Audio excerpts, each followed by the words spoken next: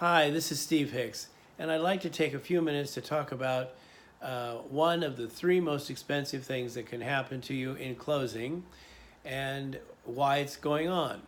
The three most expensive things that can happen in a closing when you're trying to sell your house are concerning roofs, sewer lines, and oil tanks. So let's talk a few minutes about roofs. The average roof life in the Northwest is about 20 years. What would make it last longer is the steepness of the pitch. The steeper the pitch, the more the water runs off faster, the longer the roof will last. When you're selling your house, you want your buyer's inspector, and of course you have no control over this, but we want the buyer's inspector to certify that in his professional or her professional opinion, the roof is going to last for at least 3 years. So it has 3 years remaining life. If it has less than 3 years remaining life, you may get into a situation where in order to close the house, you have to make some kind of concession in a negotiation with the buyer regarding the roof. A leaky roof, of course, is a big problem right away, but I run into very few roofs that are actually leaking.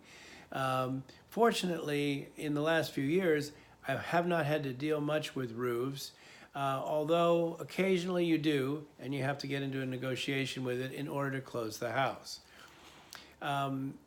Basically, roofs are finished in two different kinds of coverings. The most common is composition shingles, the other being cedar wood shakes.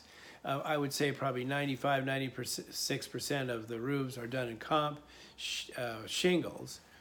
And those should last 20 years, although you can spend a little bit more money and get a 30-year shingle or a 40-year shingle or even, I think, a 50-year shingle, which is warranted by the manufacturer that the material that it's made out of will not decompose within the stated time period.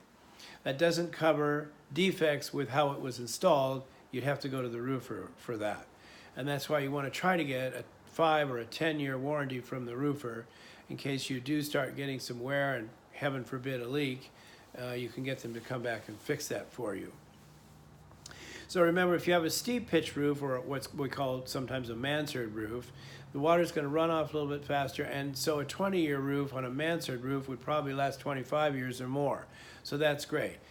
The opposite of this would be a flat roof, and in the Northwest we usually only find those in single car or double car detached garages where it's totally flat, and those are made out of torch down or tar roofs. Those will last about 10 years maximum because the water pools on them and it's constantly, in the winter it's always there. It shortens the life of that kind of roof. It has to be replaced. So that's basically the situation on roofs. You can expect an average cost if you have to do a roof replacement of between $8,000 and $15,000 depending on the square footage of the roof and the type of material you select. You could also do adding a new roof layer onto no more than 2 existing roof layers, and that runs probably about half the cost of a tear-off and a new roof. There is a restriction to how many layers you can have on a roof, and that is 3. Banks will not loan money to a buyer to close on your house if you have 4 layers of roof on your roof. It would have to be completely torn off, new underlayment put down, new felt, and a new roof would have to be put on. I'm hoping that gives you an idea. Of course, I have an army of roofers that I've used over the years, referred to me from clients. I'd be happy to give you some of those names and phone numbers so you can get 3 bids if, in fact, you're considering putting a new roof on your house.